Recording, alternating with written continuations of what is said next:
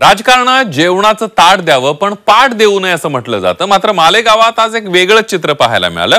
राष्ट्रवादीचे नेते छगन भुजबळ यांना केंद्रीय गृहमंत्री अमित शहांनी बोलावून घेत स्वतःच्या शेजारी बसायला खुर्ची दिली आणि मालेगावात सुरू असलेल्या सहकार परिषदेमध्ये हा प्रसंग पाहायला मिळाला। त्यामुळे राज्याच्या राजकारणात एकच चर्चा सुरू झाली आहे। बघूया।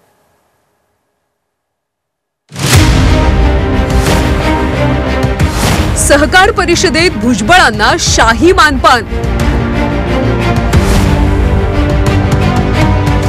शहांकडून भुजबळांना स्वतःच्या बाजूची खुर्ची।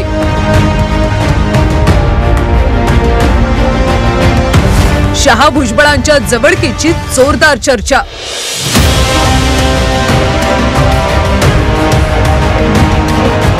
ही दृश्य आहे मालेगाव मधल्या सहकार परिषदेतली।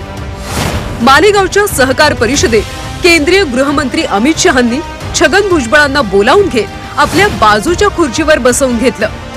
यावेळी शहांच्या उजव्या बाजूला उपमुख्यमंत्री एकनाथ शिंदे तर डाव्या बाजूला छगन भुजबळ असं चित्र संपूर्ण कार्यक्रमात पाहायला मिळालं। या कार्यक्रमादरम्यान अमित शहा आणि छगन भुजबळ यांच्यामध्ये मस्त गप्पा रंगल्याचं देखील पाहायला मिळालं।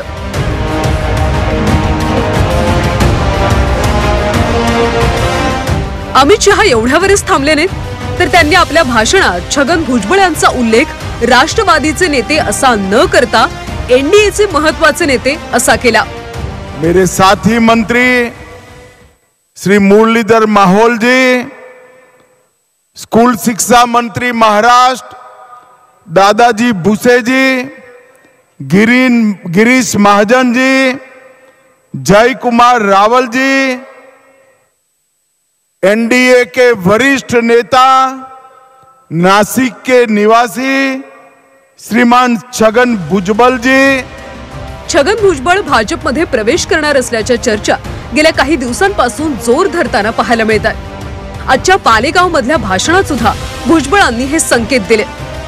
दिल्ली राजधानी आहे, तिथे कुणीही जाऊ शकतं असं सांगत भुजबळांनी अप्रत्यक्षपणे आपली पुढची वाटचाल स्पष्ट केली आहे। दिल्ली देशाची राजधानी आहे, पण आम्ही कधी पण जाऊ शकतो असं काय करताय। आजच्या कार्यक्रमात अमित शहा यांनी अप्रत्यक्षपणे राज्यातल्या नेत्यांना छगन भुजबळ यांच्या पाठीशी असल्याचे संकेत दिले। त्यामुळे छगन भुजबळ लवकरच भाजपमध्ये प्रवेश करणार या चर्चांना बळ मिळाले। योगेश खरे, झी 24 तास, मालेगाव, नाशिक।